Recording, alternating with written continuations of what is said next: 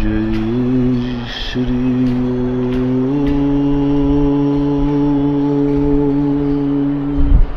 नमः सिद्धेभ्यः। जय श्री नमः सिद्धेभ्यः। सर्वमंगल मांगल्यं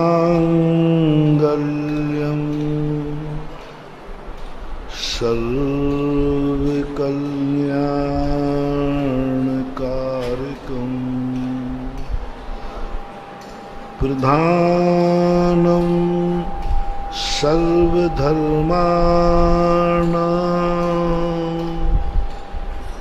जैनं जयतु शासनं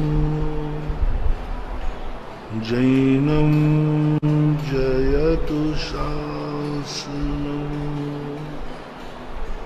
पंच परमेष्टि भगवान के आचार्य श्री गुरुवर कुंद कुंद महाराज के आचार्य श्री गुरुवर विद्यासागर महाराज के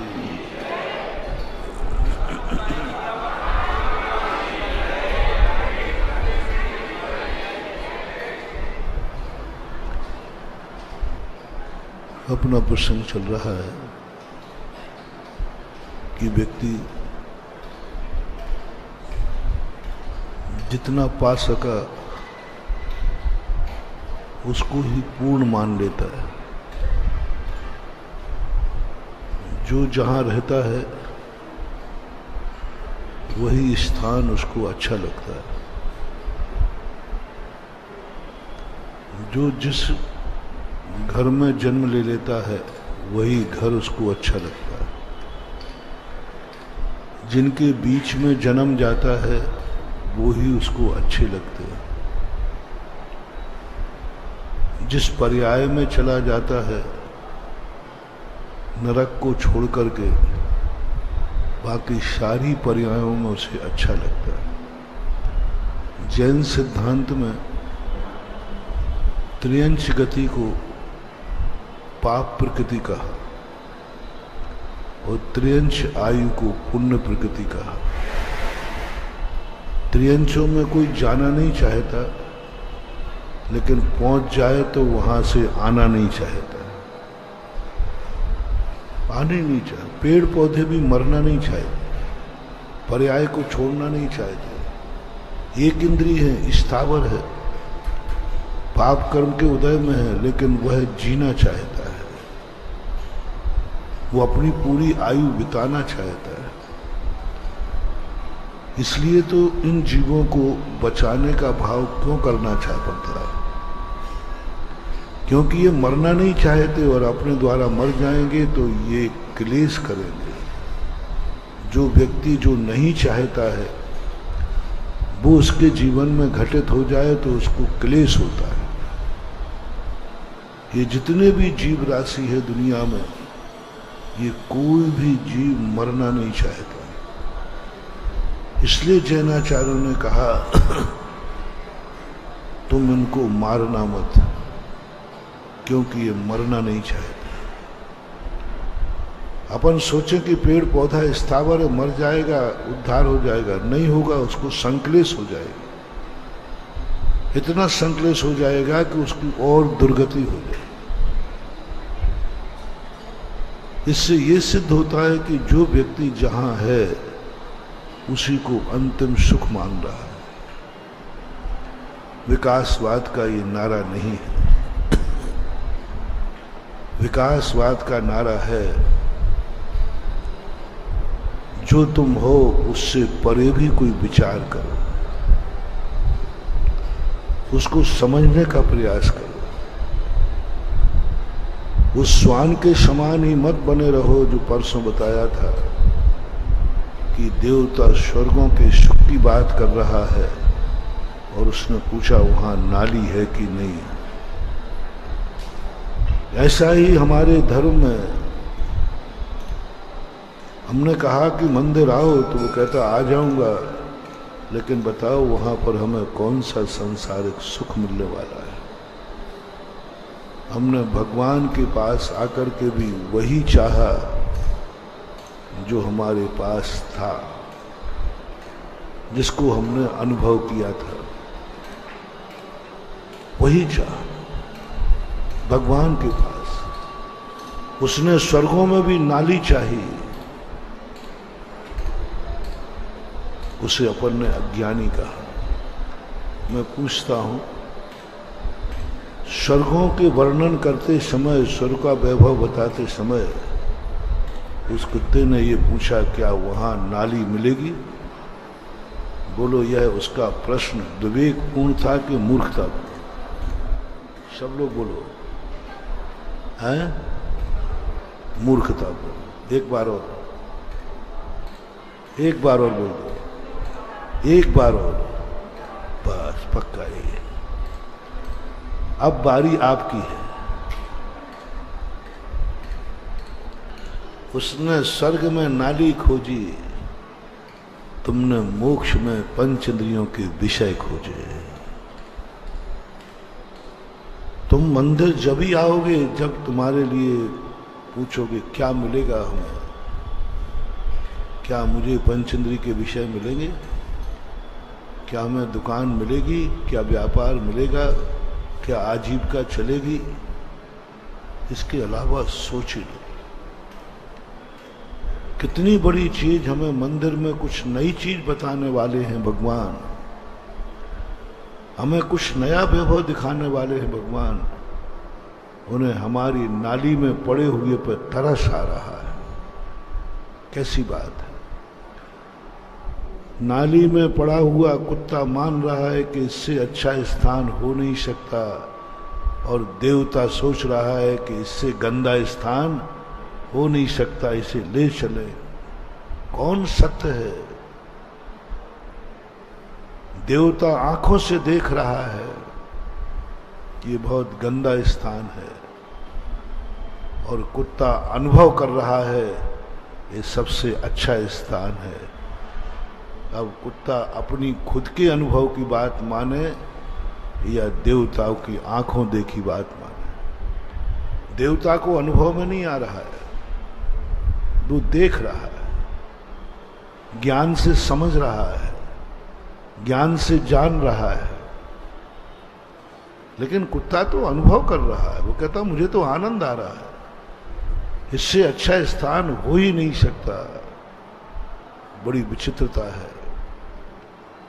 अभी बिहार में हमने निशक्ति जागरण के सूत्रों को 1 महीने लिया था, 1-1.25 महीने चला। निशक्ति जागरण सूत्र, उसमें ये बात आई थी जब सत्य, भगवान की वाणी, गुरुओं की वाणी, शास्त्रों की बातें जब अनुभव से टकराती हैं तो सत्य चूर चूर हो जाता है। अनुभव से टकराती, अनुभव से टकराती हैं तो महाराज गुरु की वाणी चूर चूर हो जाती है, भगवान की वाणी चूर चूर हो जाती है, क्योंकि अनुभव उस कथन से बिल्कुल विपरीत है। क्यों नहीं जम पा रही है? सब सत्य पाना चाहते हैं, सब चाहते हैं मुझे सत्य स्वरूप मिले, सब चाहते हैं कि महाराज आप जो कह रहे हैं वो बिल्कुल हम चाहते हैं। लेकिन आपका कथन जब अनुभव से टकराता है तो झूठा नजर आता है। आप कहते हो उपवास में सुख है, अनुभव से देखो, अनुभव से देखो, अनुभव क्या कह रहा है? भूख लगने पर उपवास में सुख है कि रोटी में सुख है? अनुभव बोलो। और जब अनुभव में उपवास की चर्चा आई, उपवास की चर्चा चूर चूर हो गई, व्यर्थ है, झूठा है। मुझे समझ में नहीं आ रहा महाराज जी। मैंने अनुभव करके देख लिया, 2 घंटे भूख रोटी नहीं मिलती तो आकुल व्याकुल परिणाम हो जाते, 2 घंटे पानी पीने नहीं मिलता आकुल व्याकुल परिणाम हो जाते। हमने अनुभव करके देखा है और आप कह रहे हो उपवास में सुख है। बोलो कौन जीतेगा? तुम अनुभवशील हो, तुमने देख लिया है बिना भोजन के कितना कष्ट होता है। और साल भर में अनंत चौदस का तो याद है ही, रात में नींद नहीं आती है। उस दिन माली जल्दी सोता है, सुबह 6 बजे तक तो मंदिर सब खत्म हो जाते थे। पूनम के दिन का मंदिर सबसे जल्दी खुलता है, रात मुश्किल से कटी है। और इधर उपवासों का वर्णन इतना महिमा मंडित किया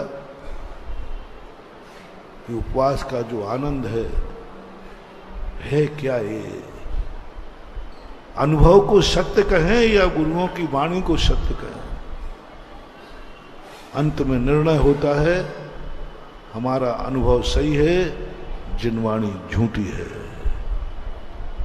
और तुम उपवास लेने के स्थान पर भोजनालय में चले जाते हो, क्योंकि सत्य वही है।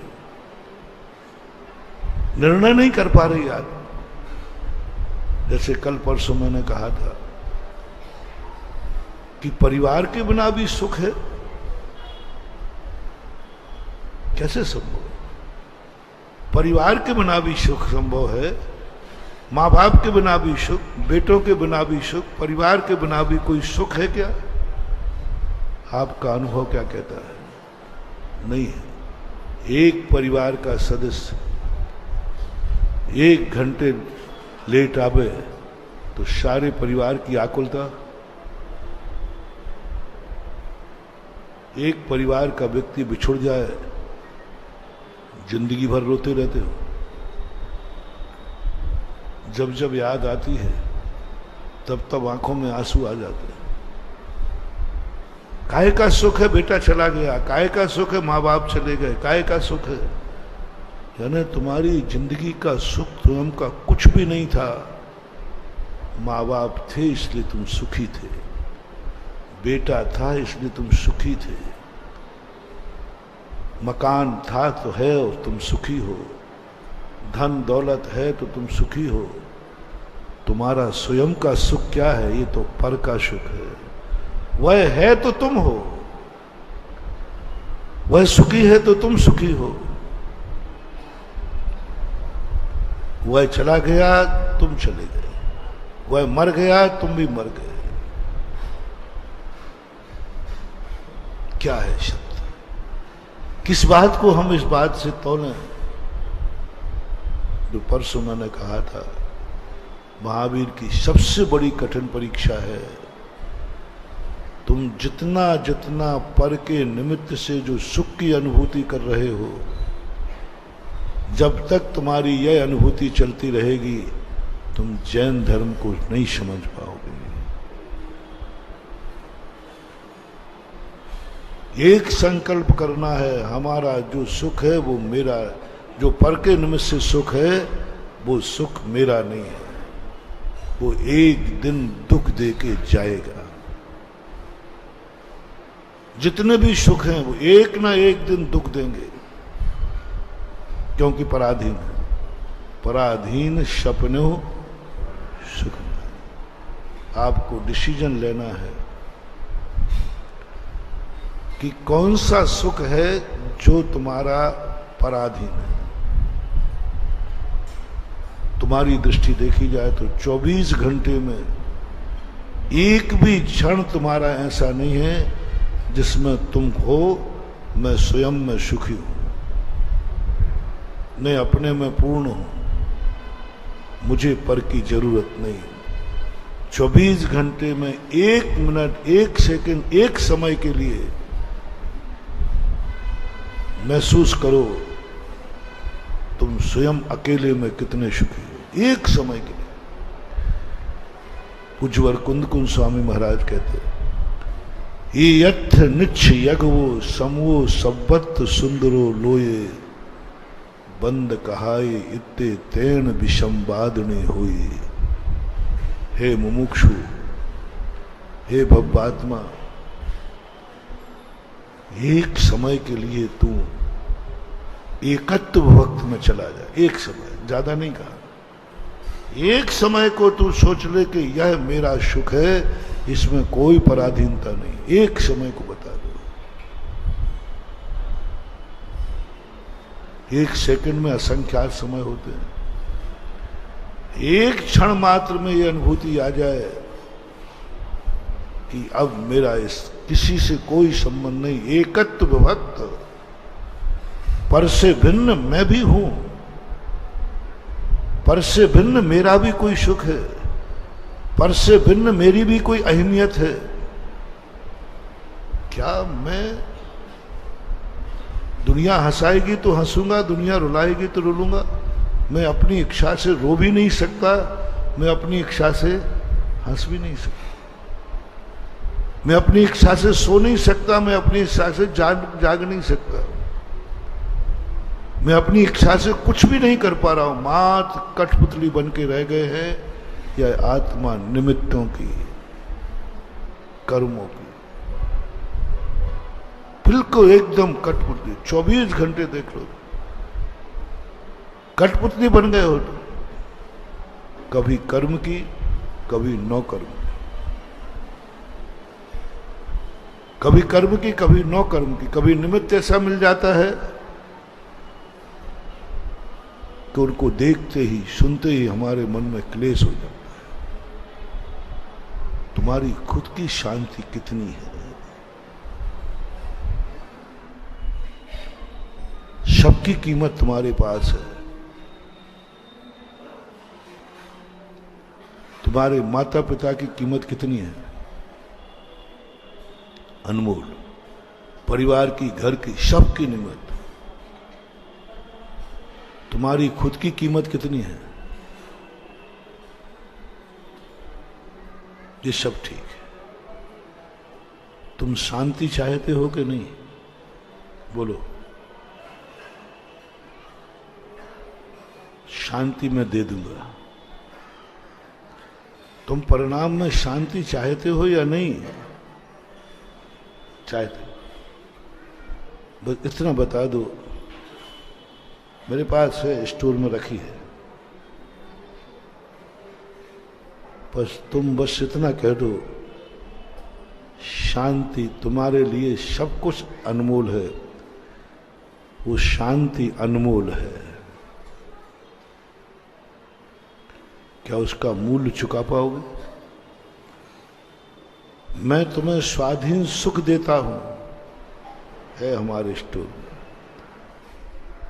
तुम्हारे अंदर का सुख, क्या उसका मूल्य चुका पाओगे?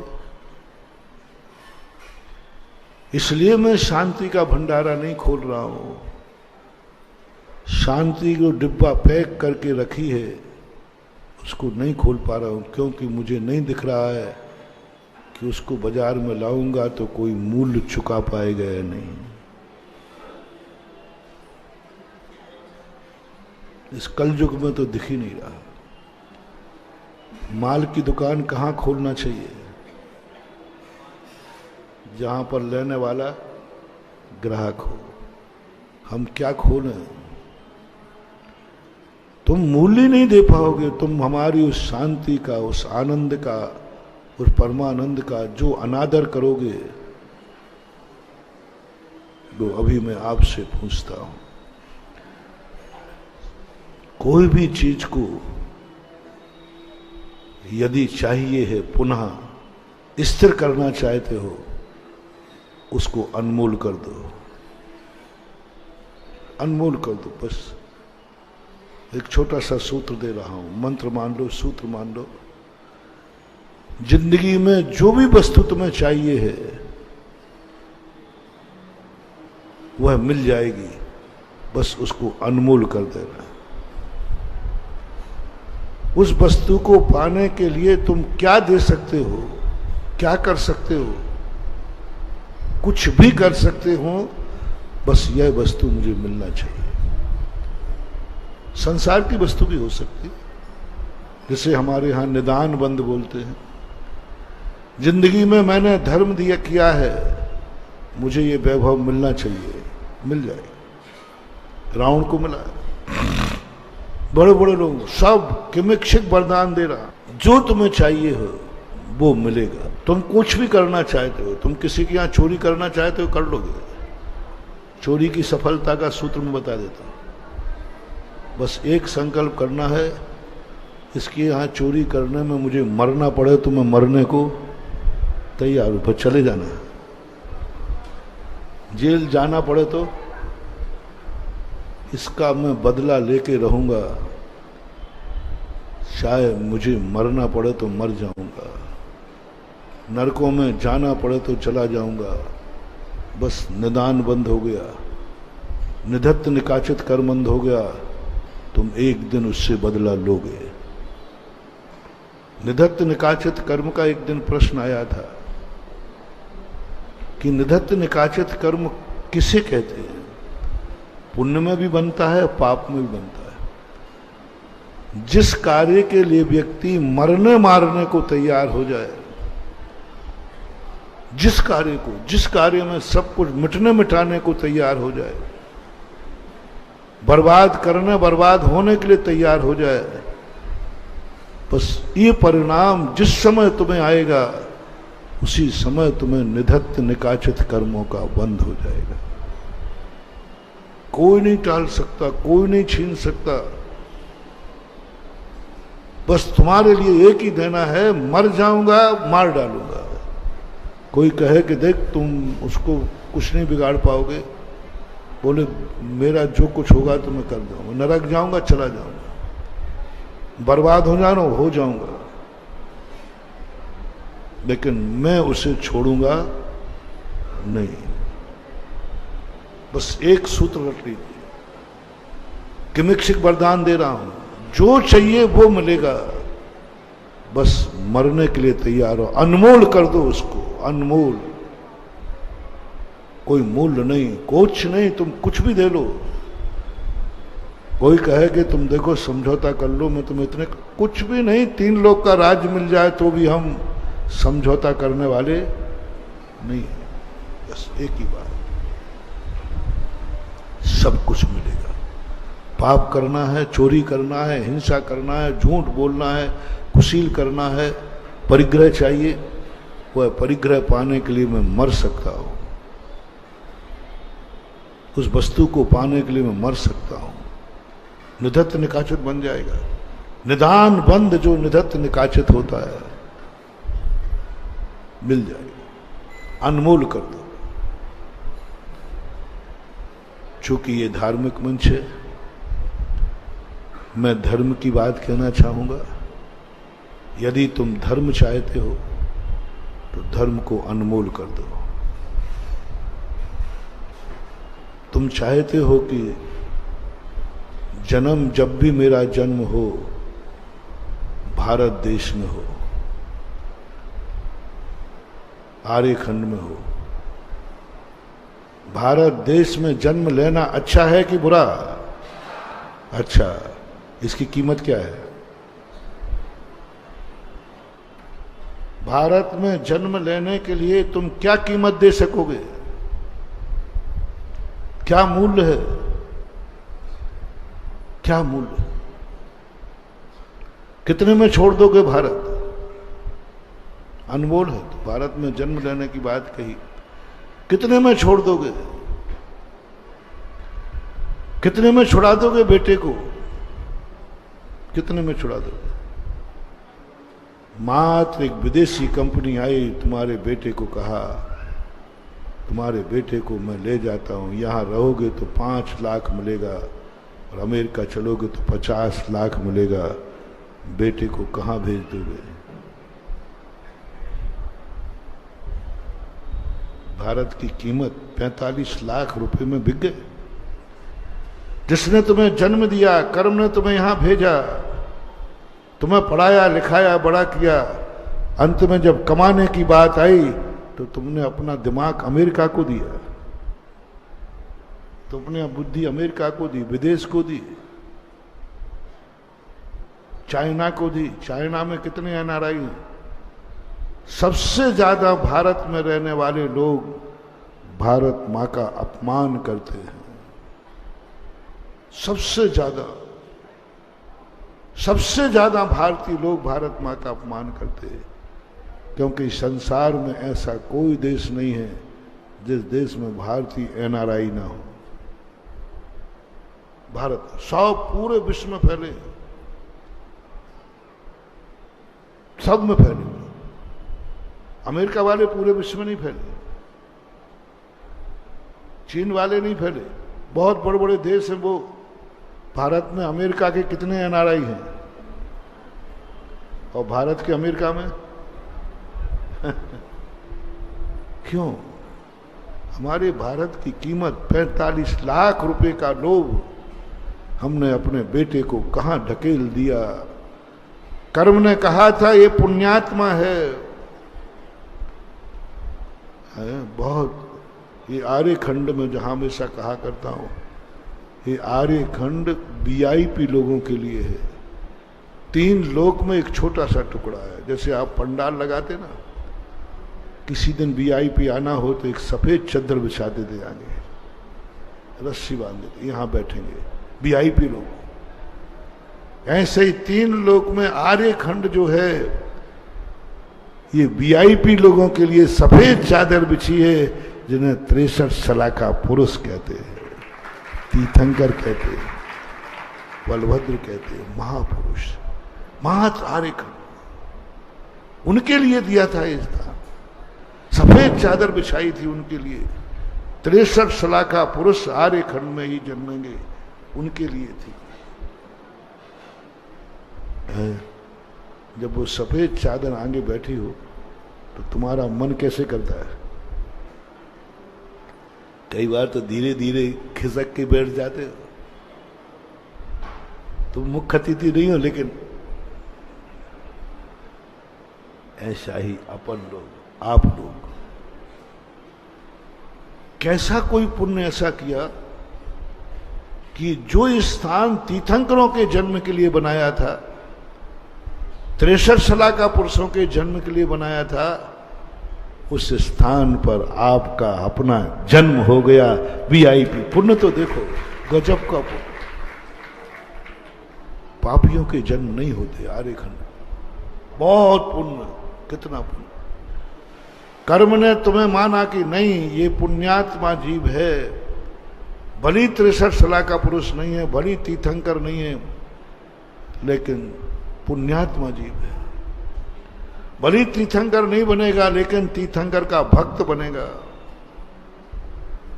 और कर्म ने अपन सबको आर्य खंड में जन्म दे दिया, पुण्यात्मा मान के। और हमने मात्र 45 लाख रुपए में ये देश, ये पुण्य बेच दिया, बेच दिया। डिफरेंस में बेच दिया, छोड़ के चले गए, बच्चों को भेज दिया। आर्यपुत्र थे, अब वो आर्यपुत्र नहीं रहे, बेच दिया। पैसे के लोग, कुछ नहीं था, रोजी रोटी तो थी, यहां भी थी, बस वो 45 लाख रुपया भारत मां के पास नहीं था। भारत के पास नहीं था। वो नहीं कह पाया कि वो 50 दे रहा है, बेटा वहां मत जाना, मैं तुझे 55 दूंगा, मैं तुझे 100 लाख दूंगा। नहीं कह पाई भारत। और हमारे सामने देखते देखते भारत मां के वो अच्छे दिमाग, अच्छी बुद्धि, अच्छे लोग सब विदेश चले गए। अच्छा डॉक्टर कहाँ बनेगा, जाएगा? अच्छा इंजीनियर, अच्छा व्यापारी? यहां तो सब गधा बचेंगे, गधा। बोलो कौन से बच्चे भारत में बचेंगे? अच्छा माइंड तो पढ़ते ही कॉलेज से ही विदेशी कंपनियां उठा ले जाते हैं, कॉलेज से, अच्छे दिमाग वाले। आज हमारे देश की शक्ति से विदेश मजबूत हो रहा है। आज हमारे बेटों के दिमाग से विदेश मजबूत हो रहा है। आज हमारे देश की पुण्यवाणी से मांसाहारी मजबूत हो रहे हैं, मांसाहारी देश समृद्ध हो रहे हैं। आज अमेरिका में जितना दिमाग है भारत का, यदि पूरे भारतीय अलग कर लिए जाएं तो अमेरिका डगमगा जाएगा। वहां के राष्ट्रपति ने घोषणा की थी कि यदि यही हाल रहा तो अमेरिका पूरे भारत के दिमाग से चलेगा, क्योंकि सब अच्छे भारतीय ले लेते हैं। अच्छे की कीमत देश में नहीं है, विदेश में। चलो वो छोड़ो, हमें तो देश प्यारा था, हमने क्यों बेच दिया? यदि ओरिजिनल तुम्हारे पुत्र हो तो मैं तुम्हें गारंटी दे रहा हूं, तुम जब भी जन्म लोगे सदा तुम्हारे आर्यखंड में जन्म होगा, सदा आर्यवन में। इससे भी अच्छा विदेश क्षेत्र आर्यखंड मिलेगा तुम्हें, पक्का है। बस एक है, आर्यखंड को अनमोल कर दो। बस एक सूत्र दे रहा हूं, सब चीज में एक एक सूत्र लगाऊंगा, यही सूत्र एक है, फिर अनमोल कर दो। 3 लोक का कोई भी संपदा स्वर्ग मिल जाए तो नहीं, मैं आर्यखंड को नहीं छोड़ सकता, क्योंकि ये वो भूमि है जहां तीर्थंकरों का जन्म होता है, ये वो भूमि है जहां हमारे भगवानों का विहार होता है, ये वो भूमि है जहां पर हमारे गुरु महाराज रहते हैं, ये भूमि वो है जहां हमारा मंदिर रहता है। ये क्या है, देख करके मैं रह जाता हूं। जितने एनआरआई हैं इनके संबंध में मेरा एक ही है, इन्होंने पुण्य का अनादर किया है, बर्बाद हो जाएंगे। ना जाने कितने भवों तक अब इनको आर्यखंड नहीं मिल रहा है, अब इनका जन्म मलेश खंड में होगा। जितने अमेरिका गए हैं वे अमेरिका में जन्मेंगे, जितने चीन गए हैं वो चीनी बनेंगे, जैन तो नहीं बनेंगे। एनआरआई जैन तो नहीं बनेगा, नहीं बनेगा, क्योंकि उसने 45 लाख रुपए में सब कुछ बेच दिया। भारतीय माता पिता तो नहीं मिले, माता पिता को छोड़ दिया। वहां मंदिर नहीं है, चलेगा। वहां मंदिर नहीं है, मंदिर कितने में बेच दिया? वहां दर्शन नहीं मिलेगा, 45 लाख रुपए में तुमने मंदिर का दर्शन छोड़ दिया। वहां गुरु महाराज नहीं मिलेंगे, 45 लाख रुपए में तुमने गुरु महाराज छोड़ दिए। क्या क्या छोड़ दिया तुमने, अनमोल देखो क्या क्या कर दिया। इसलिए मैं कह रहा हूं, करो संकल्प, गर हो जन्म दोबारा, मानव जन्म मिले, फिर से यही जिनालय जिनवर शरण मिले। जन्म चाह नहीं रहा हूं, जन्म चाह नहीं रहा हूं, यदि जन्म होवे तो, गर लगाया ना, गर हो जन्म दोबारा, मानव जन्म ले, मानव अकेला नहीं, फिर से यही जिनालय जिनवर कर दो अनमोल इसको। स्वर्ग मोक्ष कुछ नहीं, मोक्ष की तो छोड़ोगे, मुझे पूरा राज्य मिलेगा, चलो तुम्हें अमेरिका का राष्ट्रपति बना दूंगा। पहले ये बताओ वहां मंदिर है कि नहीं, वहां हमारे गुरु महाराज की चर्या होगी कि नहीं, वहां हमारे गुरु महाराज जा सकते हैं कि नहीं, नहीं जा सकते। तो मैं भारत में चपरासी बनना पसंद करूंगा, बदले में अमेरिका के राष्ट्रपति बनने के बदले। अनमोल कर दो। भारत में मैं चपरासी बन के रहूंगा, अमेरिका जाओगे तो राष्ट्रपति बन के रहोगे। मैं राष्ट्रपति पद से भी ज्यादा श्रेष्ठ भारत का चपरासी होना पसंद करूंगा। क्या है ये अनमोल विषय? भारत में चपरासी बन करके रहना मुझे सौभाग्य की चीज है, अमेरिका का राष्ट्रपति बनना हमारे दुर्भाग्य की चीज है। क्या ये सोच तुम्हारे दिमाग में कभी आ सकता है? क्या ये दिमाग में उपज आ सकती है अपने देश के प्रति, अपने भारत के प्रति? क्या ऐसा तुम्हें है कि हमारा भारत इतना अनमोल है कि यहाँ का चपरासी बनना भी सौभाग्य की बात है? चपरासी भरी रहूंगा, लेकिन सुबह शाम भगवान का दर्शन होगा। चपरासी जरूर रहूंगा, सुबह शाम गुरु महाराज का दर्शन होगा। चपरासी जरूर रहूंगा, कभी मुनिराज को पड़गा करके एक गिलास आहार दे सकूंगा। इसकी कीमत क्या है? सवाल चपरासी का नहीं है, सवाल यहाँ की देश का जो संस्कार है उसका, सवाल गुरु का है, सवाल आहार दान का है, सवाल इन प्रवचनों का है, सवाल भगवान के दर्शन का है। ये सब जहां नहीं है वहां हमें राष्ट्रपति पद भी बेकार है। एक कहीं हमने कथन पढ़ा था अपने शास्त्र में, सम्यक दृष्टि के लिए कहा, सम्यक दर्शन के साथ में मुझे नरक में वास करना भी श्रेष्ठ है। हाँ, अष्टोपदेश में। और सम्यक दर्शन के बिना मुझे नौवें ग्रह का सुख भी क्या चुनौती। नौवें ग्रह का सुख, सम्यक दर्शन नहीं तो कुछ नहीं। और सम्यक दर्शन है तो गांधी जी ने एक बार कहा था, जिसको जो चीज प्रिय होती है, बोले मैं नरक भी जाने को तैयार हूं, बस वहां एक पुस्तकालय होना चाहिए। किसी पुस्तकालय के उद्घाटन में कहा था, यदि वहां पुस्तकालय हैं तो नरक में जाने में हमें कोई आपत्ति नहीं है, और जहां पुस्तकालय नहीं है ऐसा स्वर्ग भी मुझे नहीं चाहिए। यानी ज्ञान की महिमा। यही मेरे पूज्य गुरुदेव कहते हैं, जिसको स्वाध्याय में मन लगता है उसकी मुझे चिंता करने की जरूरत नहीं है, और जिसका स्वाध्याय में मन नहीं लगता है उसकी चिंता करना बेकार है। क्या करें? अनमोल, कितनी बड़ी चीज। चपरासी बनने में आनंद है मुझे। कभी ये सोच तुम्हारा बनाया, मैं एक वैचारिक क्रांति लाना चाहता हूं। मैं प्रश्नों में ये कामना कम करता हूं कि तुम्हारी जिंदगी में क्रांति आए, तुम्हारी जिंदगी क्रांतिमय हो जाए।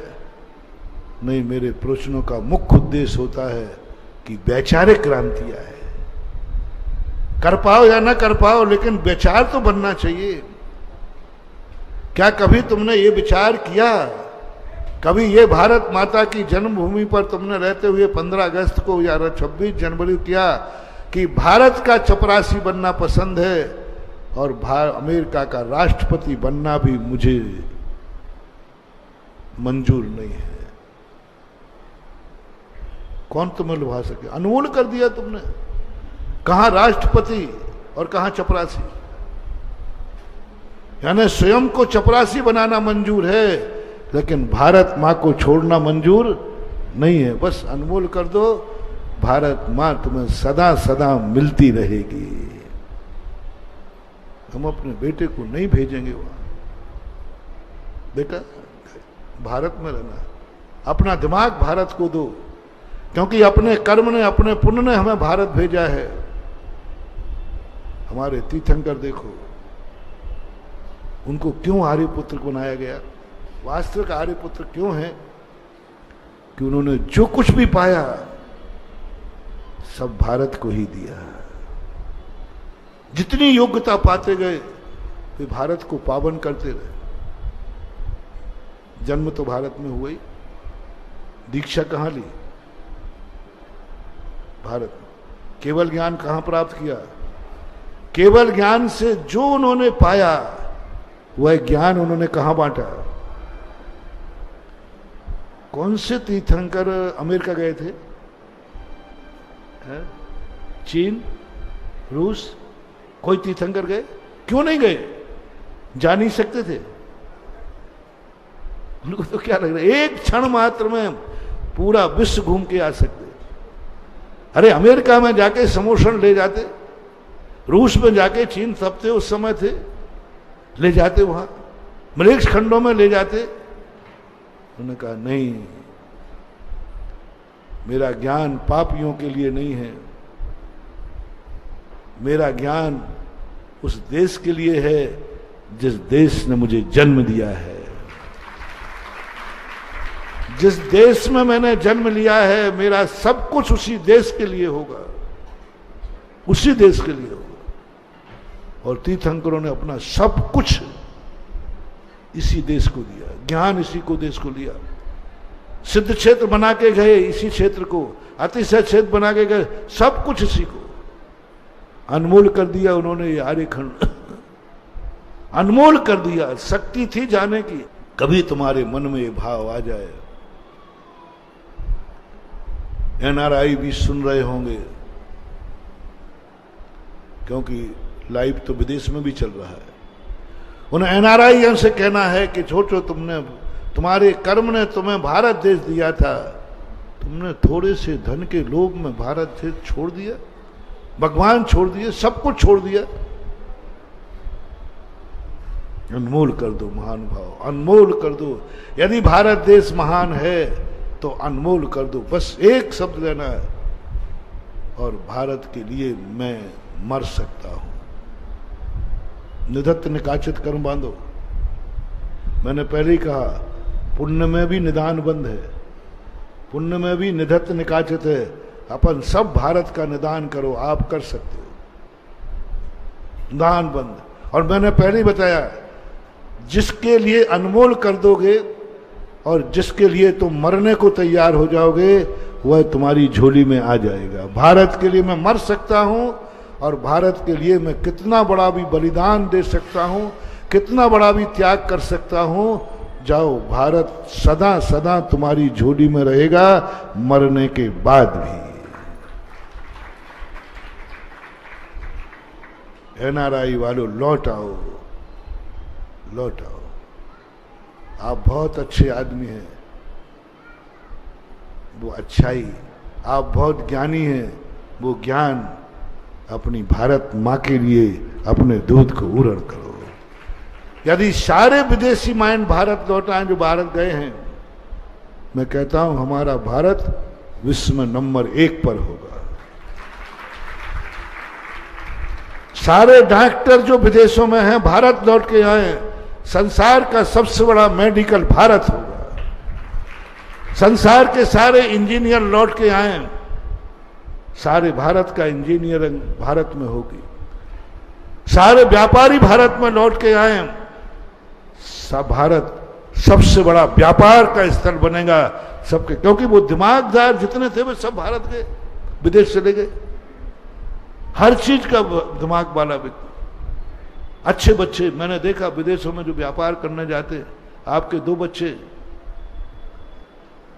मैंने कहा भाई इस बच्चे को क्यों नहीं बोला? महाराज जी ये तो गधा है, बुद्धू है। मैं तुम्हारे मुंह से सुना है, तुम्हारे मुंह से। अरे महाराज इसकी तो खोपड़ी बहुत तेज है,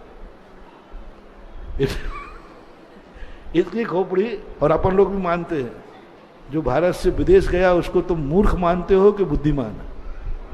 अरे महाराज वो तो बहुत माइंडेड है, वो तो बहुत माइंडेड आदमी है महाराज। ये महाराज ये कोई काम करे, इसको यहीं रहने दो। तो आपकी बात सुनकर के मुझे दया आई, क्रोध भी आया, तरस भी आया। अच्छा माइंड विदेश भेज रहे हो और गधा माइंड भारत में रख रहे हो। सारे माइंड बाहर आओ, बाहर लौट, विदेश में देश में लौट के आओ। जितने अच्छे माइंड बाहर गए, सारे मेडिकल फार्मेसी में जितने ये आविष्कार हो रही हैं फार्मेसी में, सब इंडिया माइंड है। ये नई नई दवाइयां जो चल रही हैं, इंडिया माइंड है। अमेरिका में जो कोरोना की जो वायरस को क्या बोलते थे वो, वैक्सीन भारतीय डॉक्टर ने खोजी है, भारतीय डॉक्टर ने खोली है। सबसे पहले वैक्सीन को इसराइल या कहीं खोजी गई थी, कोई नाम ध्यान नहीं आ रहा। जब मैंने पढ़ा कि वो भारतीय था जिसने खोजा था। हमारी देश का दिमाग, और नाम किसका होगा? अमेरिका ने खोजा है। वो नहीं कहेंगे, वो तो अमेरिका में आएगा था। और ये सब लौट के आ जाए, बस थोड़ा भारत आओगे तो चपरासी बनोगे, वहां रहोगे तो राष्ट्रपति बनोगे। मैंने खुल्लम खुल्ला कह दिया, क्योंकि मेरे भारत में हम कितनों को राष्ट्रपति बना पाएंगे? हमने खुल्लम खुल्ला कह दिया। ऐसा नहीं है आ जाओ मैं तुम्हें यहां का राष्ट्रपति बना दूंगा, हमने फिर तुम कहोगे भारत का राष्ट्रपति बन के क्या करूंगा, वो तो एक देश का राष्ट्रपति है। अमेरिका का राष्ट्रपति सारे विश्व का राष्ट्राध्यक्ष होता है, तो मैं कहां से लाऊंगा। इसलिए मैं कह रहा हूं एनआरआई हो,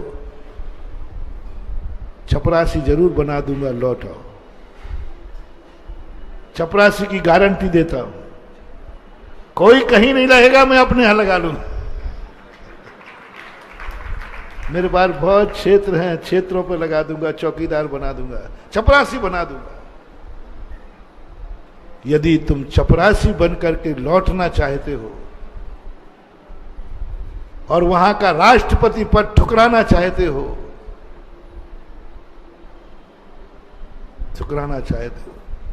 तो ये आश्वासन जरूर दे सकता हूं, अगला जन्म भारत में होगा और तुम 63 सलाका पुरुषों में तुम्हारा नंबर होगा।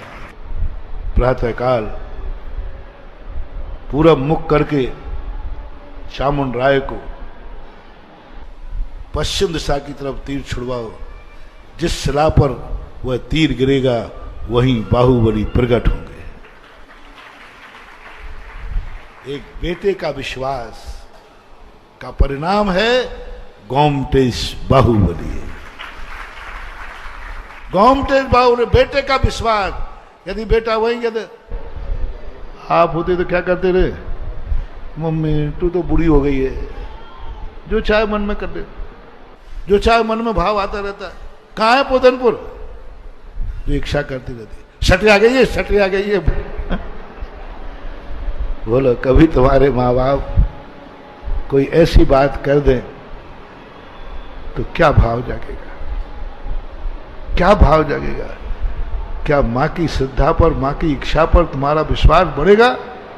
चामुंड राय का बढ़ा और हुआ वह आज गोमटेश। ऐसा मां पर विश्वास हो, ऐसा गुरु पर विश्वास। वो मुझे याद इसलिए आया कि जो 1000 वर्ष पहले दक्षिण भारत में घटा था वो 2012 में ललितपुर में घटित हुआ। किमिक्सिक नाम दे दिया हमें, 24 बैठालना है। राशि क्या होगी कमेटी जाने, महाराज जाने, जो होगी होगी, बैठा लूंगा मैं। किमिक्सिक बोलता, क्योंकि उनको मालूम था मेरा गुरु है, ऐसा बोलेगा ही नहीं जो मेरी समर्थ के बाहर हो। गुरु ऐसा क्या बोल दे कि तुम्हारा घर बिक जाए, ऐसा क्या बोल दे गुरु के महिलाओं के आभूषण बिक जाएं, ऐसा क्या गुरु आदेश दे दे कि तुम्हारा घर आकर के रोड पे आ जाए। वो गुरु हो ही नहीं सकता जो अपने चेले को ऐसा काम बता दे जिसमें उसकी जायदाद बिक के कहाँ आ जाए। अरे गुरु तो वो होता है जो ऐसा आदेश देता है जो है उसका सब बच जाता है और नया और आ जाता है। बोलो 24 बनाने वाले कितने लोग दिवालिया हो गए, अभी भी वापस ले सकते हैं। आपका पैसा वापस किया जाएगा, भले ब्याज नहीं दे पाऊंगा, लेकिन 24 में जिन जिन को अपना मंदिर वापस लेना हो ले सकता है। क्यों महाराज जी, हम तो दिवालिया हो गए, हम तो रोड पे आ गए, ये 24 बनाते हुए मकान बिक गया, जायदाद बिक गया। किन महिलाओं के मंगल सूत्र बिक गए 24 बनाने में? पूछ तो भैया, नहीं तो मामला गड़बड़ हो जाए। मैं उसी दिन से दान का उपदेश देना बंद कर दूंगा, कह दूंगा भगवान से मैं नहीं बनवा सकता आपका मंदिर। आपके मंदिर बनाने में हमारी महिलाओं के मंगल सूत्र बिकते हैं, हमारी माताओं के आभूषण बिकते हैं, हमारे भक्तों के मकान बिकते हैं, हमारे भक्त कर्जे में हो जाते हैं। बैठे रहो धूप में, मंदिर में बनवाऊंगा नहीं। पूरी तुम्हीं पे दादागिरी नहीं चलती, वहां भी चलती है।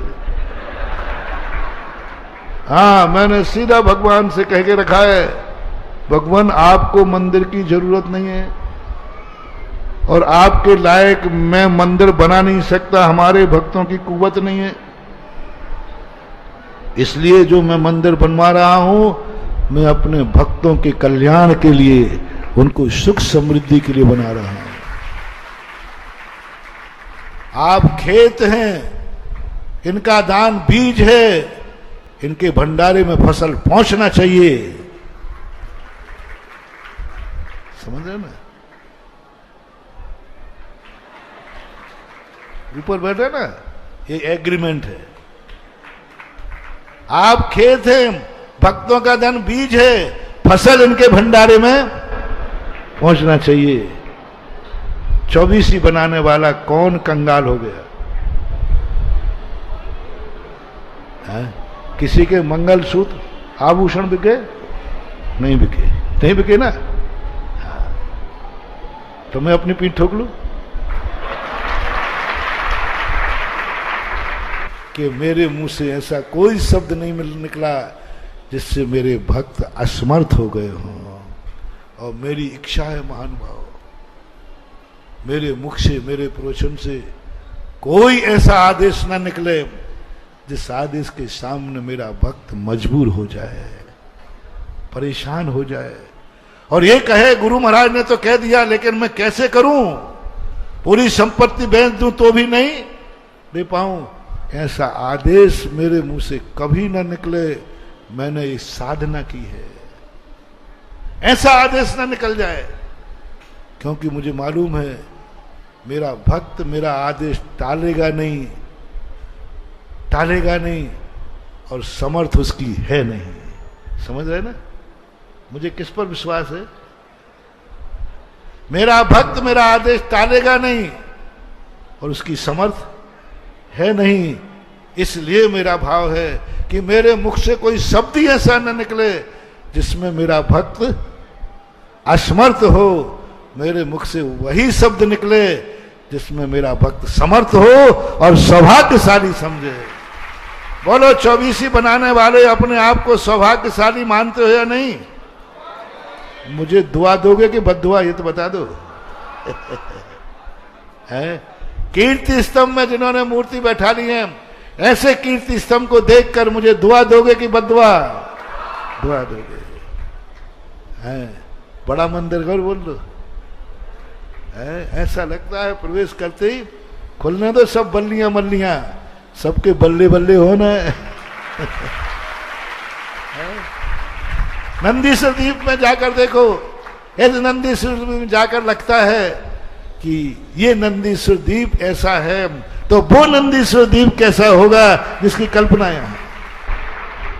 तो ऐसी चीजों को समय आपका हो गया, आज अपन यहां तक आए हैं।